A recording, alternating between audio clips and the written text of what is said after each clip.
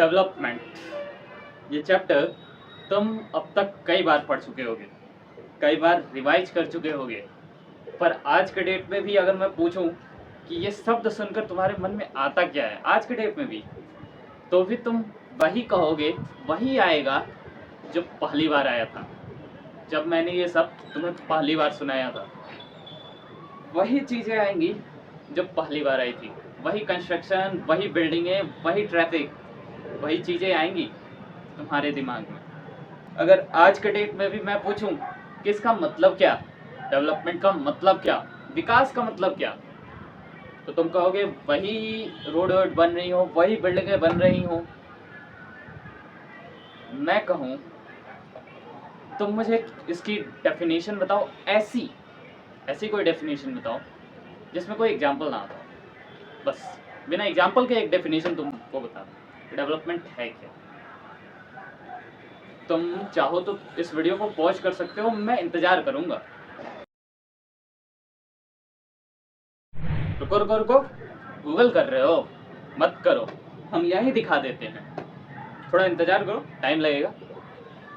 The process of becoming better, stronger and bigger is known as development. यानी कि कोई एक ऐसी प्रक्रिया जिसमें हम बेहतर बन रहे हैं और स्ट्रॉन्ग बन रहे हो और मजबूत हो रहे हो हम, तो प्रोसेस है डेवलपमेंट। बहुत बढ़िया, ये बात कहीं ना कहीं मैं भी जानता हूँ और तुम भी जानते हो, पर ये डेफिनेशन आपको एनसीईआरटी में कहीं नहीं मिलेगी, और हो सकता है कि आपसे ये पूछा जा सके, क्योंकि पूरा का पूरा चैप्टर ही आप यही पढ़ते हो, और उसके बाद भी अगर आपसे पूछ दिया जाए कि डेवलपमेंट है क्या, तो आप उसको डिफाइन नहीं कर पाते बिना एग्जाम्पल के, तो आप इसे लिख लेना, ठीक है। बहुत कम चांसेस है पूछने के, लेकिन लिख लेना। अच्छा, तो आगे बढ़ते हैं। यानी कि डेवलपमेंट का मतलब किसी भी चीज़ में बड़ा बनना, अच्छा बनना और स्ट्रांग होना। वो किसी भी चीज़ से हो सकता है, फाइनेंशियली भी हो सकता है कि हमारे पास ज़्यादा पैसे आ जाए, गाड़ी बंगला सब कुछ हो जाए, तो वो डेवलपमेंट हो रहा है हमारा। वो मेंटल लेवल पे भी हो सकता है कि हमारी सोचने समझने की क्षमता उस लेवल पे बढ़ रही है, तो हमारा डेवलपमेंट हो रहा है। वो इमोशनली भी हो सकता है कि हम इमोशनली स्ट्रांग हो रहे हैं, तो वो हमारा इमोशनल डेवलपमेंट हो रहा है। हम इमोशनल रूप से स्टेबल होना चाहते हैं, किस तरह से होना चाहते हैं, इसके लिए हम अलग अलग गोल्स भी बनाते हैं कि हमें ये अचीव करना है। तो डेवलपमेंट किसी भी चीज़ का हो सकता है, पर हमें ये तो कंफर्म करना होता है कि हम किस चीज़ में अपना डेवलपमेंट चाहते हैं। हम अपने मार्क्स का डेवलपमेंट चाहते हैं, हम अपने इमोशंस का डेवलपमेंट चाहते हैं, हम अपने फाइनेंस का डेवलपमेंट चाहते हैं, हम इकोनॉमिक रूप से स्टेबल होना चाहते हैं, हम मेंटल रूप में स्टेबल होना चाहते हैं, और उनमें से एक इम्पॉर्टेंट गोल हो जाता है इनकम, पैसा पैसा पैसा। मानो या ना मानो, मैं भी चाहता हूँ और तुम भी चाहते हो, हर कोई चाहता है कि हम फाइनेंशियली रूप से स्टेबल हो। तुम आज मेहनत कर रहे हो, तुम चाहते हो कि तुम्हारी 1 करोड़ों की नौकरी लगे, तुम चाहते हो, और बहुत से तुम्हारे क्लास में ही ऐसे मिल जाएंगे तुमको जो केवल इसी के लिए चाहते हैं। हम तुम तो चाहते हैं लोग, पर कुछ लोग केवल यही चाहते हैं और कुछ नहीं चाहिए उनको, केवल पैसा चाहिए। पर विश्वास रखना, ये पैसा सेकेंडरी चीज़ है। हम सब चाहते हैं कि फाइनेंशियली रूप से हम स्टेबल हों, इकोनॉमिकली हम अच्छे हों, हमें कोई चीज़ सोचनी ना पड़े कुछ करने से पहले पैसे को लेकर। पर हमें पैसा क्यों चाहिए, ज़रा हमें एक बात बताना। हम चाहते हैं पैसा हम बहुत कमाएं, बहुत पैसा कमाएं, पर किस लिए? ताकि हम अपने सारे शौक पूरे कर जाएं, ताकि हम अपने पेरेंट्स को खुश रख पाएँ, ताकि हमारे पास सारी सुख सुविधाएँ हों, यही ना। और अगर हमारे पास बहुत सारा पैसा हो और फिर भी हम इन ज़रूरतों को ही पूरा ना कर पाएँ, तो हम उन चीज़ों को ही पूरा ना कर पाएँ जिसके लिए हम मेहनत कर रहे हैं, तो जैसे एक क्लासिक एग्जांपल देते हैं। एक इंसान है जिसका 2 लाख प्लस महीने की इनकम है, महीने की सैलरी आपको दे दी है, और आपको कहा जाए कि 20 घंटे से ज़्यादा आपको नौकरी करनी है, 20 घंटे से ज़्यादा आपकी ड्यूटी होगी दिन में, 3-4 घंटे मिलेंगे आपको ब्रेक, वो भी टाइम टू टाइम करके, डिनर लंच ऐसे करके। और आपको 5 साल तक कोई छुट्टी नहीं मिलेगी, आप घर नहीं जा पाओगे अपने मम्मी पापा के पास, तो आप क्या करोगे उस पैसे का बताओ मुझे? आप उस पैसे का क्या यूज कर पाओगे अगर आपके पास उस पैसे को खर्च करने का ही टाइम ना हो तो? ये बस ऐसे एग्जांपल नहीं है, इसमें मॉडिफिकेशन आप कर सकते हो। अब इस डेटा पे मत चल जाना। आप उस पैसे का क्या करोगे जब आपके पास टाइम ही ना हो उस पैसे को खर्च करने का? आपका मेन गोल पैसा नहीं था, आपका मेन गोल था अपने शौक पूरे करना, आपका मेन गोल था अपने पेरेंट्स के शौक को पूरे करना, आपका मेन गोल था कि अपने परिवार की खुशियां देखो। आप उस पैसे को कमाने में इतना व्यस्त हो कि खुशियां देखने का टाइम नहीं है आपके पास। क्या वो पैसा आपके लिए मायने रख जाएगा? शायद ये चीज़ें अभी ना समझ पा रहे हो, लेकिन विश्वास करना, लंबे दौर तक वो पैसा मायने नहीं रखता। और इसीलिए इंसान इनकम के साथ साथ, पैसे के साथ साथ और भी बहुत सारी चीज़ें देखता है। उसके लिए और भी बहुत सारी चीज़ें इंपॉर्टेंट हो जाती हैं, उसके लिए और भी बहुत सारे गोल्स होते हैं। जैसे हेल्थ, अगर आपकी हेल्थ ही अच्छी नहीं, पैसा लेके क्या करोगे? जैसे एजुकेशन, अगर आप अपने बच्चों को नॉलेज ही नहीं दे पा रहे तो पैसा लेके क्या करोगे? हैप्पीनेस, खुशी ही नहीं है आपको, पैसा कमा के क्या करोगे? ठीक है, यानी कि इंसान बहुत सारी चीजें देखता है पैसे के अलावा भी। यानी कि इनकम, पैसा लोगों के डेवलपमेंट का एक गोल होता है, लेकिन सबसे इंपॉर्टेंट गोल नहीं होता। इनकम के अलावा भी लोगों के और भी गोल होते हैं। जब बात कर रहे हैं गोल्स की, तो क्या सबके गोल एक जैसे होंगे? क्या आपके गोल और मोदी जी के गोल बराबर होंगे? आपके गोल होंगे एग्जाम में अच्छे नंबर लाना, मोदी जी के गोल होंगे कि इलेक्शंस में ज़्यादा सीटें जीतना, मोदी जी के गोल्स होंगे देश के डेवलपमेंट से रिलेटेड, आपके डेवलपमेंट के गोल्स होंगे आपकी एजुकेशन से रिलेटेड डेवलपमेंट। रेलवे स्टेशन पर बैठा भिखारी और भारत का सबसे अमीर इंसान, दोनों के गोल्स बराबर नहीं हो सकते, क्योंकि एक को अपने शाम की रोटी का प्रबंध करना है और दूसरे को शाम की पार्टी में कौन सा कपड़ा पहन के जाए ये डिसाइड करना है। तो दोनों के गोल्स सेम तो नहीं हो सकते। और कई बार ये गोल्स ऐसे भी हो जाते हैं कि एक का डेवलपमेंट दूसरे के लिए डिस्ट्रक्शन साबित हो सकता है।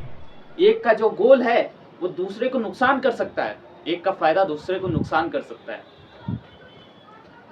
एक का विकास दूसरे के लिए विनाश का साबित हो सकता है। जैसे आपका एक बुक का ही एग्जाम्पल लेते हैं, सरदार सरोवर डैम का एग्जाम्पल दिया गया है आपने कि सरदार सरोवर डैम बनाया जा रहा था, मतलब बना हुआ था पहले से यमुना नदी पे, और उसकी हाइट बढ़ाने की बात चल रही थी और उसको लेकर वहां के आसपास के लोगों ने प्रोटेस्ट किया। जैसे ये जो इमेज आप देख रहे हो ये वहीं की है, ये उसी प्रोटेस्ट की इमेज है। और इसमें डेवलपमेंट और डिस्ट्रक्शन दोनों आप देखोगे। इसमें आप जानते हो कि डेवलपमेंट होगा, बेशक होगा, अगर डैम की हाइट बढ़ाई जा रही है तो उससे डेवलपमेंट के काम होंगे, वहाँ पे बहुत सारे डेवलपमेंट के काम होंगे। हाइट बढ़ाई जाएगी तो वहाँ से ज़्यादा एनर्जी प्रोड्यूस होगी, हाइड्रो पावर प्लांट बनेगा, टूरिज्म ज़्यादा बढ़ेगा। आप साइंस के स्टूडेंट हो, आपको क्या बताएं कि डैम बढ़ाने से कितने सारे फायदे होंगे, बहुत सारा डेवलपमेंट होगा उस एरिया का। लेकिन प्रोटेस्ट क्यों कर रहे हैं? तब प्रोटेस्ट इसलिए कर रहे हैं कि डेवलपमेंट होगा, बेशक होगा, वहाँ से पैसे आएंगे, लेकिन आसपास जो जहाँ तक डैम बनाया जा रहा है वहाँ पर जब नदियाँ आएंगी तो वो पानी इकट्ठा होगा और आसपास के गांव वहाँ डूब जाएंगे। पहले से वो पानी की समस्या से जूझ रहे थे, पहले से वहाँ बार बार बाढ़ आ रही थी और हाइट बढ़ाने की वजह से और भी ज़्यादा वो समस्या बढ़ जाती, इसलिए वो बार बार प्रोटेस्ट करते थे। ये एग्जाम्पल आपके बुक का ही है जिसमें आप डेवलपमेंट भी देखोगे और डिस्ट्रक्शन भी देखोगे। यानी कि एक काम जो किया जा रहा है किसी भी चीज़ में, वो एक के लिए डेवलपमेंट हो सकता है और दूसरे के लिए डिस्ट्रक्शन। इसीलिए लोगों के जो गोल्स होते हैं, लोगों के जो आइडियाज़ होते हैं डेवलपमेंट को लेके, वो एक दूसरे से अपोजिट भी हो जाते हैं, कभी कभी एक दूसरे के कंट्रास्टिंग हो जाते हैं, कभी कभी एक जो सोच रहा है वो दूसरे का बिल्कुल उल्टा हो सकता है कभी कभी। और यही मुसीबत कई बार देश के डेवलपमेंट में भी अपना पैर घुसा देती है। अगर लोग अपने अपने डेवलपमेंट के गोल्स को लेकर ही एक दूसरे से अपोजिट आइडिया रख रहे हैं, तो क्या जब देश की बात आएगी तब क्या देश को लेकर लोग अलग अलग मत नहीं रखेंगे। जब देश के लिए कोई काम करना होगा, कोई फैसला लेना होगा, तो उसमें अलग अलग मत नहीं आएंगे। कुछ लोग उसके साथ खड़े होंगे और कुछ लोग उसके अपोजिशन में खड़े होंगे। ये बार बार चीज़ें आप आज के डेट में भी देखते हो कि कोई भी फैसला लेना हो, कोई भी काम करना हो, तो उसमें कुछ लोग साथ रहते हैं और कुछ लोग अपोजिशन में, कुछ लोग उसके विरोध में रहते हैं। देश की डेवलपमेंट को लेकर जब भी फैसला लेना होता है तो ऐसी मुसीबतें आती हैं, और उस समय क्या किया जाता है, तो उस समय मेजॉरिटी का साथ लिया जाता है। बहुमत जो कहती है उसके हिसाब से चला जाता है, जिसमें ज़्यादा फायदा होता है वो देख के चला जाता है। जब देश की बात आती है और विकास की बात आती है, जब देश की बात आती है और डेवलपमेंट की बात आती है, तो एक और चीज़ तुम बहुत सुनते होगे कि कोई देश डेवलप है, कोई देश डेवलपिंग है, कोई देश नॉन डेवलप है, कोई विकसित देश है, कोई विकासशील देश है, कोई अविकसित देश है। ये चीज़ बहुत सुनते होगे तुम। आखिर ये चीज़ कैसे डिसाइड कैसे करते हैं लोग? बस मन किया और कह दिया, इतना आसान भी नहीं होता। तो कैसे डिसाइड करते होंगे? भैया जीडीपी पे, किसकी जीडीपी ज़्यादा, किसकी जीडीपी कम, भैया इनकम पे, एवरेज इनकम पे लोग कितना पैसा कमा रहे हैं। बहुत बढ़िया, सही बता। लेकिन अगर तुम में से कोई समझदार होगा, किसी के पास खोपड़ा होगा, तो अगर वो अब तक भी डेवलपमेंट का मतलब समझ पाया होगा, विकास का मतलब समझ पाया होगा, तो उसके मन में कहीं ना कहीं एजुकेशन भी आएगा, लिटरेसी भी आएगी, कहीं ना कहीं हेल्थ केयर भी आएगा, ये सारी चीज़ें भी आएंगी। यानी ये सारी चीज़ें भी इसमें एस्पेक्ट रखती हैं। तो डेवलप कंट्री कहने का बहुत सारे एस्पेक्ट हैं और ये कहना थोड़ा मुश्किल भी है। बहुत सारी चीज़ों पे हम कंपेयर करते हैं देशों को, और किसी में कोई आगे निकलता है, किसी में कोई आगे निकलता है। ओवरऑल जो आगे निकलता है उसी को कह दिया जाता है कि वो ज़्यादा डेवलप है, और जो पीछे रह जाता है उसको कह दिया जाता है कम डेवलप है, या फिर अभी डेवलप कर रहा है। और इसमें बहुत सारे पैमाने हैं, जैसे तुम देख रहे हो। इसमें एक इम्पॉर्टेंट पैमाना एवरेज इनकम भी है, यानी पर कैपिटा इनकम, जिस पे सवाल आते हैं। जैसे अगर तुम इस बार 2024 का पेपर देने जा रहे हो, तो 2023 में ही, पिछले साल में, इससे लगभग 4-5 सवाल आए हैं, और ये आपको पीवाईक्यू सीरीज में दिख जाएगा। और बिल्कुल आसान सवाल आते हैं कि बस एवरेज इनकम निकालने के लिए आते हैं। 2-4 फैमिलीज की इनकम दे देगी और आपसे उस कॉलोनी का एवरेज इनकम पूछ देगा। तो एवरेज इनकम निकालते कैसे हैं? नॉर्मल आप जो 6-7 के मैथ पढ़ते थे, एवरेज निकालते थे, वैसे क्या करते थे, सबको जोड़ देते थे। ऐसा कुछ याद आ रहा हो अगर, तो सबको जोड़ देते थे और जितने लोग रहते थे उससे डिवाइड कर देते थे। यहाँ पे भी वही करना है कि जितनी आपको इनकम दी होगी, जितना पैसा दिया होगा, उसको सबको जोड़ देना, और जितने के लिए पूछा होगा, जितने परिवार के लिए, जितने लोग के लिए, जितनी जनसंख्या दी होगी, सबको नीचे रख देना, डिवाइड कर देना, आपका एवरेज इनकम आ जाएगा। ठीक है, नॉर्मल आप जैसे 6-7 में एवरेज निकालते थे नंबर्स का, वैसे ही इसका भी एवरेज निकालना है, और वो जो आंसर आएगा वो आपका एवरेज इनकम, या उसी को पर कैपिटा इनकम कहते हैं। ठीक है, टर्म याद रखना। ये एक इम्पॉर्टेंट एस्पेक्ट होता है कंपेयर करने का। जब हम बहुत सारे ग्रुप के चीज़ों को कंपेयर करते हैं, तो एवरेज हमारे लिए कंपेयर करने का बहुत आसान तरीका बन जाता है। पर एवरेज भले ही कंपैरिजन के लिए सही हो, पर ये जो ग्राउंड रियलिटी होती है इसको छिपा देता है, सच्चाई ये नहीं दिखाता। जैसे एक क्लासिक एग्जांपल लेते हैं आपके क्लास का ही। अभी आपके प्री बोर्ड चल रहे होंगे। प्री बोर्ड में मान लो 2 सेक्शन, ठीक, एक आपका सेक्शन, एक दूसरा सेक्शन। उसमें एक सेक्शन ऐसा है जिसमें 100 में सबके 60, 65, 70, 75 इस तरह के नंबर आए। सेक्शन एक में, पहले सेक्शन में इस तरह के नंबर आए। उसका एवरेज मान लो कि 70% एवरेज है बच्चों का, कोई कम कोई ज़्यादा इस तरह का पाया है आसपास में। और एक दूसरा सेक्शन है जिसमें कुछ बच्चे बहुत ही ज़्यादा पाए हैं और कुछ बच्चे बहुत ही कम पाए हैं। जैसे आपके क्लास में एक ना एक कोई ऐसी लड़की होगी जो 98-99 नंबर पाती होगी 100 में, और आप जैसे 3-4 लोग उसमें पास आराम से हो जाओगे।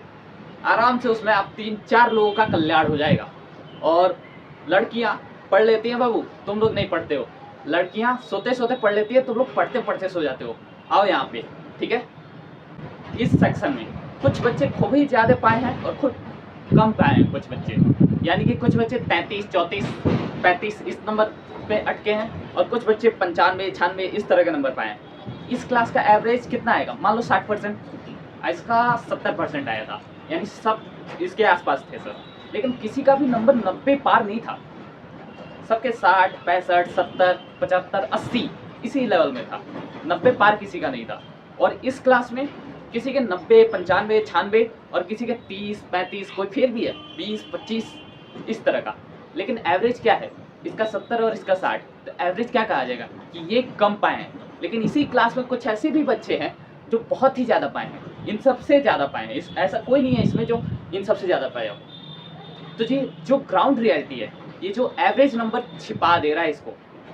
हम जब एवरेज की बात कर रहे हैं तो ये एवरेज नंबर इस ग्राउंड रियलिटी को छिपा दे रहा है। एवरेज कंपैरिजन के लिए अच्छा है, लेकिन ये ग्राउंड रियलिटी को छिपा देता है। जैसे आपकी एनसीईआरटी का बहुत अच्छा एग्जाम्पल दिया गया है, ये कुर्सियों वाला जो आपको रट गया होगा, तो बताने की जरूरत नहीं है हमको लगता। जैसे आप इमेज देख के ही समझ रहे होगे, दोनों तरफ कुर्सियां बराबर हैं और लोग भी बराबर हैं, पर बैठने का तरीका अलग है। कोई लेटा है और कोई अड़स के बैठा है, कोई मुश्किल से एडजस्ट कर पा रहा है।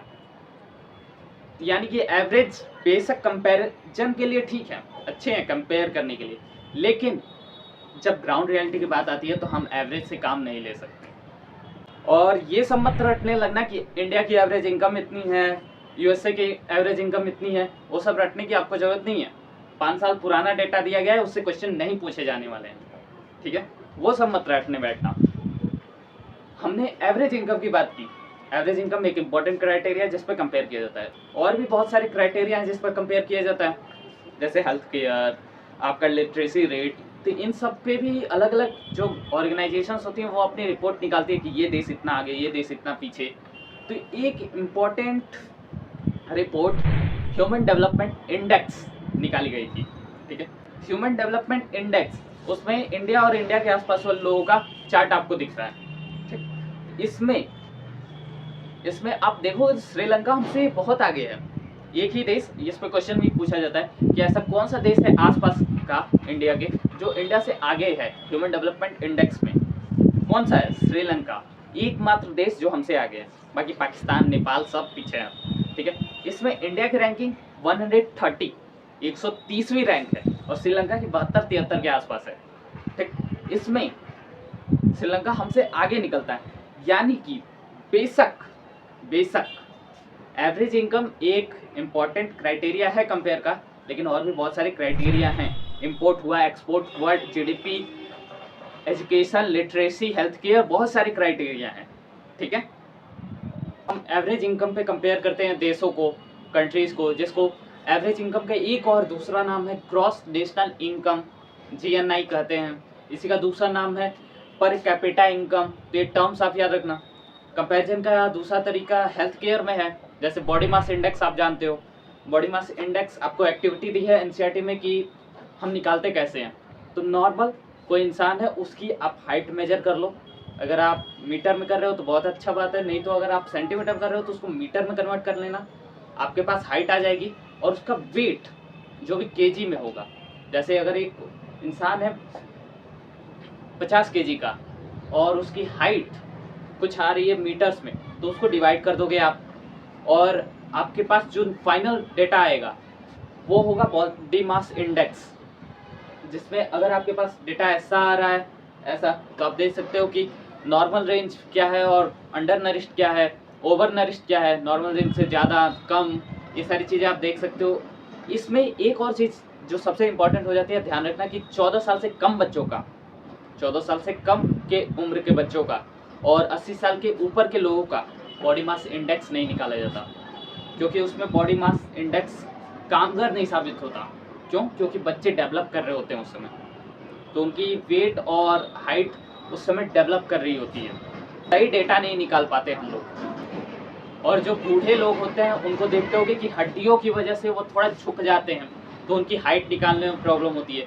इसलिए इन दो कैटेगरी को बॉडी मास इंडेक्स से अलग रखा जाता है, इनका बॉडी मास इंडेक्स नहीं निकाला जाता। इसके बेस पे कंपेयर कर दिया जाता है कि किस देश की बॉडी मास इंडेक्स अच्छी है, किस देश में अच्छी पब्लिक फैसिलिटीज़ मिल रही हैं, किस देश का हेल्थ केयर अच्छा है, किस देश का एजुकेशन अच्छा है, लिटरेसी रेट कहाँ अच्छी है। तो इन सब बेस पे हम कंपेयर करते हैं। मोर्टेलिटी रेट कितनी है, यानी जो बच्चे पैदा हो रहे हैं, जो बच्चे जन्म ले रहे हैं, वो कितना बच पा रहे हैं। आप देखते हो कि कई बच्चों का जन्म के समय ही मृत्यु हो जाती है। इन्फेंट मोर्टेलिटी रेट कहते हैं IMR, इन्फेंट मोर्टेलिटी रेट कहते हैं उसको। MMR आप सुने होंगे, मैटरनल मोर्टेलिटी रेट, यानी जो बच्चे पैदा हो रहे हैं उनके पेरेंट्स यानी कि मम्मी, यानी जो माता है उसकी मृत्यु नहीं तो हो रही है।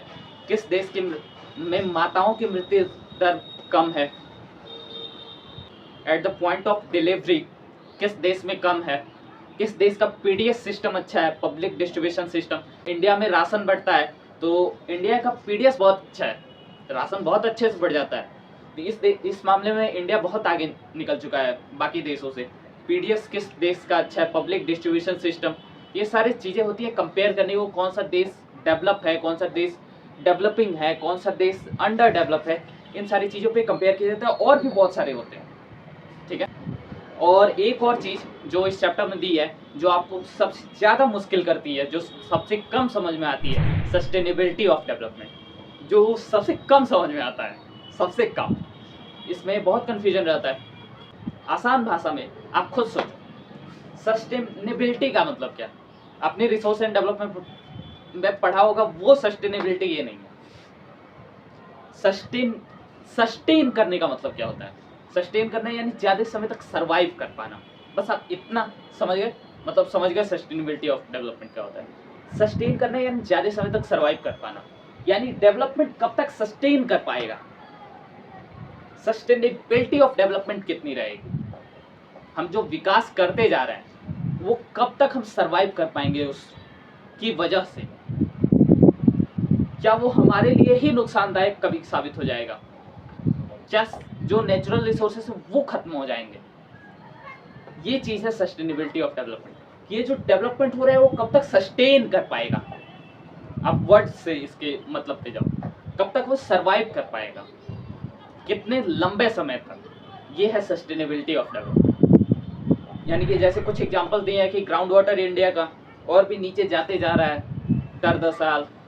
जैसे कुछ इलाके ऐसे हैं जहाँ पर कई कई किलोमीटर तक पानी नहीं मिलता। क्रूड ऑयल का आपको एग्जांपल दिया गया है कि वर्ल्ड का क्रूड ऑयल अलग अलग देशों का आपको बताया गया है कि किस देश में कितने साल तक का लगभग बचा है, कि उसकी ज़मीन में जो क्रूड ऑयल है वो कितने साल तक और चल पाएगा अगर निकालता रहा गया इसी रेट पर, तो एक समय पर ख़त्म हो जाएगा। ये नॉन रिन्यूएबल रिसोर्स है। एक समय पे ऐसा होगा कि क्रूड ऑयल पूरी दुनिया में कहीं नहीं बचेगा अगर इसी रेट से निकालते रहे तो, और इसको बनने में लाखों साल लगते हैं भाई। तो ये चिंता का थोड़ा विषय है। आखिर बहुत अच्छी बात कही जाती है कि money in your pocket can't buy all the things that you need to live well. आपके जेब का पैसा हर एक चीज़ नहीं खरीद सकता जो आपको जीने के लिए चाहिए। वो सिर्फ उतनी चीज़ें खरीद सकता है जितनी उसकी बस में है। आप हवा नहीं खरीद सकते। हवा कहोगे ऑक्सीजन सिलेंडर खरीदते हैं, कितना लेके घूमोगे यार, कितना। कोविड आया था, खरीदते खरीदते लोगों की हालत ख़राब हो गई थी। तो आप जो नेचुरल चीज़ें हैं उन्हें बर्बाद करके जी नहीं पाओगे। यही चीज़ समझाता है आपको सस्टेनेबिलिटी ऑफ डेवलपमेंट। यहाँ पे आप सारे डेटा देख सकते हो, कहाँ किसका क्या दिया है। अगर नहीं दिख रहा तो चिंता मत करो, ये स्लाइड्स आपको मिल जाएंगी। डिस्क्रिप्शन चेक कर लेना, अलग अलग लिंक्स आपको मिल जाएंगी, वहाँ पे मिल जाएगा।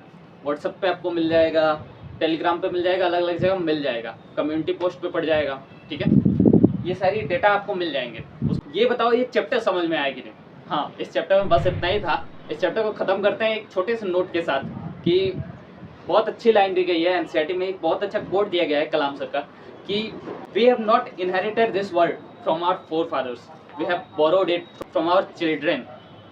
हमें ये अपने पूर्वजों से नहीं मिला है, ये दुनिया हमने उससे ये विरासत में नहीं मिला है। हमने ये कर्ज लेके रखा है कि अपने बच्चों से हमें ये उन्हें वैसे ही लौटाना है जैसे हमें मिला था।